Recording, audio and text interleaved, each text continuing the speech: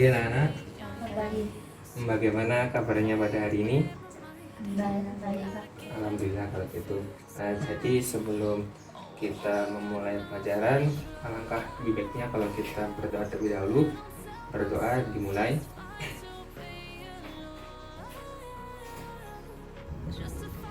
Dapat diakhiri. Jadi pada hari ini semua hadir semua kan ya pada hari ini ya? Ya alhamdulillah kalau hadir semua. Jadi pada hari ini kita akan membahas kelanjutan dari pertemuan selanjutnya, yaitu kita akan membahas tentang bab, yaitu tentang gaya dan hukum hukum Newton atau hukum yang mendasari gaya tersebut. Nah, jadi gini, anak-anak di sini adakah yang pernah naik kendaraan kayak mobil, bis, apa sepeda motor gitu? Ada yang pernah semua pasti ya?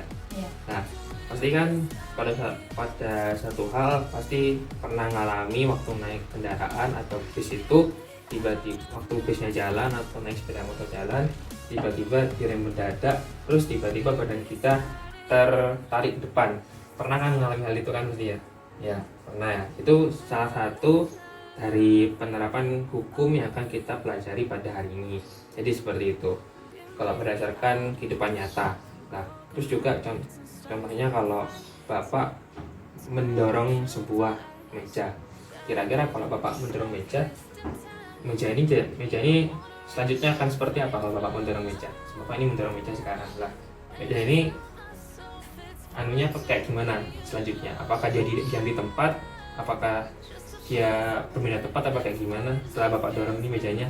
Akan Pindah tempat ya karena dorongan tadi ya. Terus ini Bapak dorong terus mejanya. Lah kalau Bapak ini nggak mendorong mejanya gimana? Kan Dia berhenti ya. Ya betul. Jadi nah, yang menyebabkan benda itu diam dan benda itu bergerak nanti akan kita pelajari pada bab kali ini. Jadi seperti itu. Untuk tujuan pembelajarannya pada hari ini kita akan membahas kurang lebih ada 3, yakni kita akan kita akan berdiskusi tentang mengetahui pengertian dan penjelasan tentang apa itu gaya. Terus kita juga akan sama-sama belajar dan berdiskusi tentang apa itu hukum Newton 1, hukum Newton 2, dan hukum Newton 3. Dan yang terakhir kita akan belajar juga tentang penerapan dari hukum Newton 1, hukum Newton 2, dan hukum Newton 3. Jadi seperti itu. Oke, kalau gitu kita akan memulai pelajaran pada hari ini ya. Jadi kita akan mulai dari gaya terlebih dahulu. Gaya. Nah, kira-kira mungkin ada yang sudah belajar sebelumnya yang tahu kira-kira pengertian dari gaya ini apa sih sebenarnya? Ada yang tahu? Iya? Caca, apa pengertiannya? Gaya adalah tarikan dan dorongan. Iya, betul sekali. Jadi gaya ini adalah sebuah tarikan dan dorongan.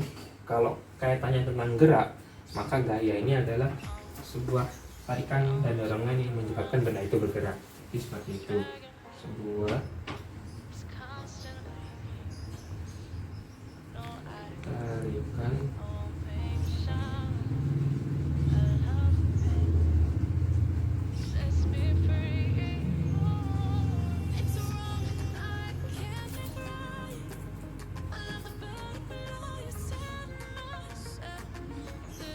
bergerak. Nah, gaya di sini ini adalah menjadi satu-satunya sumber yang menyebabkan benda bergerak. Seperti yang Bapak contohkan tadi, apabila Bapak mendorong meja, kalau Bapak dorong mejanya kan akan bergerak kan? Bapak itu berarti memberikan gaya, memberikan dorongan ya kepada meja tersebut supaya meja itu bergerak. Dan sebaliknya, setelah Bapak dorong terus, kalau Bapak tidak memberikan gaya atau Bapak berhenti memberikan gaya, otomatis kan mejanya akan menjadi apa? Seperti tadi kalau Bapak berhenti mendorongnya, dia di tempat atau berhenti ya. Nah itu karena Bapak tidak lagi memberikan gaya pada meja tersebut. Jadi lalu gaya itu ada beberapa macam. Ada 3 macam gaya. Yang pertama itu ada namanya itu gaya berat. Kedua ada namanya itu gaya normal.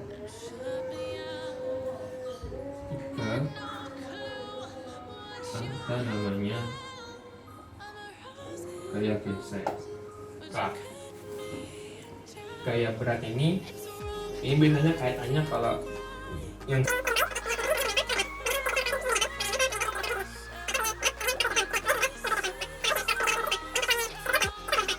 di keramik yang basah sama jalan di tanah. Pasti kan kalau kita jalan di keramik apalagi basah, itu kan kalau pasti kan kita akan lebih mudah jatuh kan karena kan licin. Kayak geseknya kan nggak ada kecil lah. Kalau kita jalan di tanah, itu kan tanah itu kan kasar kan, kita nggak mungkin licin, nggak mungkin jatuh gitu kan, nggak mungkin terpeleset karena gaya geseknya besar. Jadi seperti itu. Jadi tadi adalah penjelasan Bapak tentang gaya kan, ada 3 jenis, gaya berat, gaya normal, dan gaya gesek. Lah, dari penjelasan Bapak ini kira-kira ada nggak yang mungkin kurang paham atau ada yang mau ditanyakan? Tidak Kak, sudah paham. Sudah paham semua? Sudah paham semua. Oke, kalau gitu, kalau semua sudah paham, jadi Bapak melanjutkan ke materi selanjutnya, yaitu kita akan belajar tentang hukum Newton. Dan sekarang kita akan mempelajari tentang dinamika gerak. Apa sih dinamika gerak? Maksudnya dinamika gerak adalah kita mempelajari apa yang menyebabkan benda itu bergerak juga. Gitu. Yang menyebabkan benda gerak itu adanya gaya. Nah, yang mana gaya itu ada beberapa hukumnya. Ada 3 jenis hukumnya yang merupakan bagian implikasi dari gaya ini sendiri. Yang mana ada beberapa tiga jenis hukum dalam gaya, yang mana ini ditemukan oleh sebuah ilmuwan asal Inggris yang namanya Sir Isaac Newton. Jadi Sir Isaac Newton ini menemukan beberapa pedoman hukum mengenai gaya. Yang mana Bapak Newton ini menemukan 3 hukum. Yang mana yang pertama adalah hukum 1 Newton. Yang kedua ada hukum 2 Newton. Terus ada lagi hukum ketiga Newton. Dalam 3 hukum ini nanti gerak itu akan dibahas ya, dalam 3 hukum ini. Hukum 1, hukum 2, dan hukum 3 Newton. Jadi seperti itu. Dan kita masuk ke hukum 1 Newton dulu. Hukum 1 Newton. Hukum 1 Newton ya. Nah, kira-kira ini apa ada yang udah belajar kemarin, ada yang tahu tentang definisi atau pengertian dari hukum 1 Newton? Ada yang tahu hukum 1 Newton? Ya, Caca, apa definisinya hukum 1 Newton? Benda diam akan tetap diam, dan suatu benda yang bergerak akan tetap bergerak dengan kecepatan tetap atau konstan pada lintasan lurus. Ya, betul sekali ya. Hukum 1 Newton itu punya persamaan, yaitu adalah sigma F. F ini kan lambang dari gaya ya. Nah, ini lambangnya F. Itu sama dengan 0. Artinya di sini benda itu akan tetap diam. Contohnya ya, kalau kita naruh buku ya di atas meja ya, terus kalau kita nggak buka bukunya atau kalau kita dorong bukunya, buku itu kan nggak akan bergerak kan. Jadi buku itu, satu benda itu akan tetap diam atau dia akan terus bergerak konstan dengan kecepatan yang konstan jika tidak ada gaya luar yang mempengaruhinya. Jadi ibaratnya bola tersebut, kita punya bola itu lagi menggelinding, ya bola itu akan terus menggelinding kalau kita nggak memberhentikan bola tersebut gitu. Dia akan tetap bergerak terus kalau tidak ada gaya luar atau kita tidak memberhentikan bola tersebut. Jadi seperti itu. Itu maksud dari hukum 1 Newton. Nah, kira-kira ada yang tahu nggak penerapan dari hukum 1 Newton ini dalam kehidupan sehari-hari? Mungkin ada yang tahu atau ada yang pernah mengalami. Itu siapa? Ya, Nuril, apa kira-kira? Jika rem mendadak. Iya, betul. Jadi hukum 1 Newton ini nama lainnya tuh hukum kelembaman ya. Hukum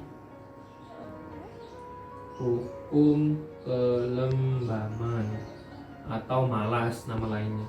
Karena dalam hukum 1 Newton ini benda itu cenderung malas untuk bergerak, nggak mau bergerak. Dia itu nggak akan bergerak kalau nggak diberi gaya, kalau nggak didorong atau nggak diapain dia akan males gitu. Nah, dalam kehidupan sehari-hari seperti yang dicontohkan Nuril, itu ibaratnya kalau kita seperti yang Bapak bilang tadi ya, kalau kita naik kendaraan atau apa tiba-tiba yang mendadak, yang harusnya kita terus berjalan, otomatis kalau yang mendadak kan berhenti terus tiba-tiba badannya gini kan, tiba-tiba tertarik ke depan gitu, seperti ada yang menarik gitu.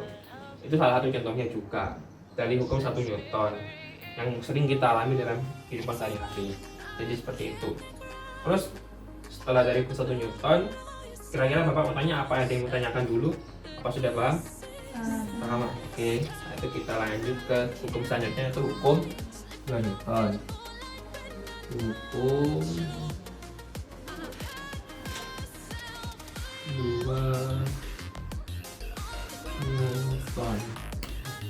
Newton. Hukum 2 Newton ini punya persamaan, rumusnya itu adalah percepatan sama dengan sigma F per M. Nah, ini rumus seperti ini, tapi Bapak mau nanya, kira-kira ada yang tahu nggak definisinya hukum 2 Newton ini sebenarnya kayak gimana? Ada yang tahu? Ya, Nuril, apa definisinya hukum 2 Newton? Jika resultan gaya yang bekerja pada benda tidak sama dengan nol, benda akan bergerak dengan kecepatan yang bekerja sebanding dengan resultan gaya dan berbanding terbalik dengan massa. Iya, betul. Jadi sama ya kayak yang Bapak nulis rumus di sini. Jadi besar percepatan itu memiliki nilai benda apabila dia resultan gayanya di sini di hukum 2 Newton ini, resultan gayanya itu tidak sama dengan nol karena benda itu punya percepatan. Lah, yang mana benda itu punya percepatan, yang mana besar percepatan di sini ini memiliki besar, dia sebanding itu lurus. Kalau gaya yang diberikan semakin besar, maka percepatannya makin besar dan berbanding terbalik dengan massa. Kalau benda tersebut massanya besar, otomatis percepatan yang dihasilkan otomatis lebih kecil karena semakin besar massa, percepatannya makin kecil. Contohnya kalau kita ambil contoh, kalau kita mendorong sepeda kayu, sepeda biasa, sama mendorong sepeda yang ada mesinnya, lebih berat mana ya? Mendorong sepeda yang biasa, sepeda mini, sama mendorong sepeda yang ada mesinnya, sepeda motor. Ya bagus. Ya karena sepeda motor tuh lebih berat gitu. Otomatis kalau kita dorong sepeda motor kan pasti butuh waktu yang lama karena pelan gitu kan, pelan. Nah, kalau kita dorong sepeda mini akan lebih enteng dan kita jalannya bisa lebih cepat gitu kan, lebih gampang. Terus saya akan Bapak kasih contoh lagi, kalau mendorong mobil dengan 1 orang sama mendorong mobil dengan 5 orang, itu kira-kira lebih mudah yang mana? 5 orang ya betul sekali ya, karena dengan adanya 5 orang itu jadi kan beratnya yang besar itu bisa didorong oleh banyaknya orang tersebut, adanya 5. Kalau dengan adanya 5 otomatis kan lebih enteng kan beratnya. Jadi seperti itu. Kalau yang dorong 1 otomatis kan berat banget, jadi kan agak susah. Jadi seperti itu merupakan contoh dari hukum 2 Newton. Nah, itu percepatan berbanding lurus dengan gaya. Semakin besar gaya yang diberikan, semakin banyak orang yang dorong, otomatis mobil itu akan berjalan lebih cepat kan.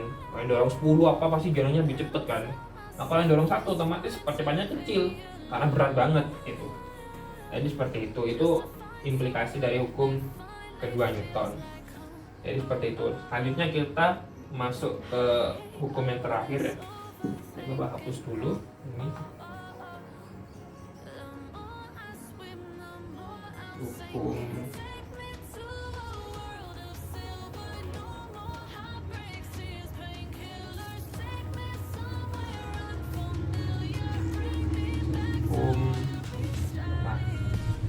selanjutnya kita akan masuk ke hukum 3 Newton.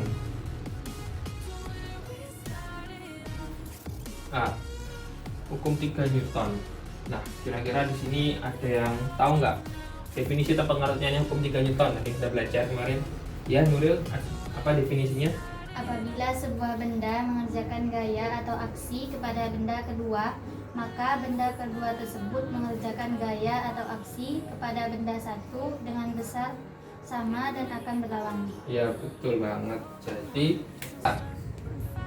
di hukum 3 Newton ini punya rumus. Jadi F reaksi sama dengan F aksi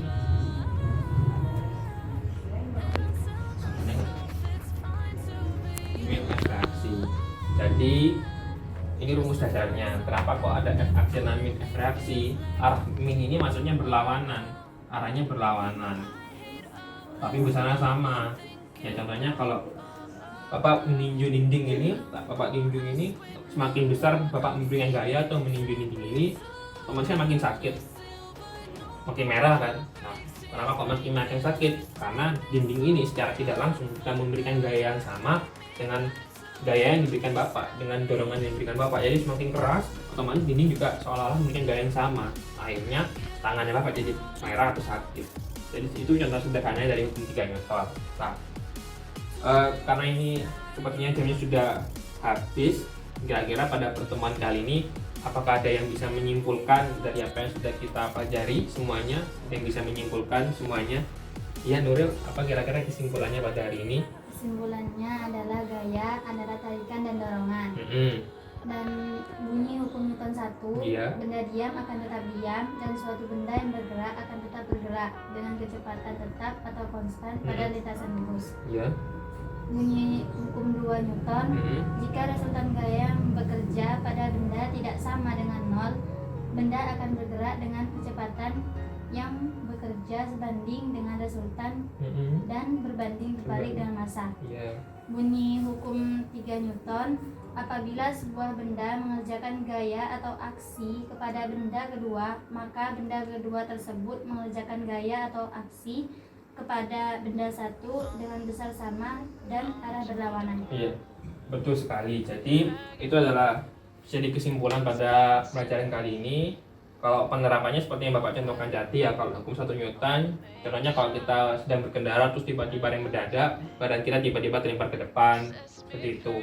Atau pada hukum 2 Newton, di mana kalau kita pasti akan lebih mudah menggerakkan mobil dengan mendorong dengan 5 orang atau 6 orang daripada kita mendorong dengan 1 orang kan, pasti berat.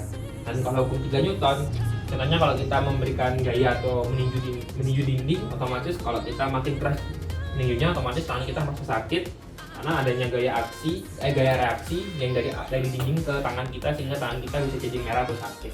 Jadi seperti itu kesimpulannya. Bapak hanya sedikit menambahkan tadi. Nah, kira-kira apa ada yang mau ditanyakan sebelum mengakhiri pelajaran pada hari ini? Apa sudah paham semuanya?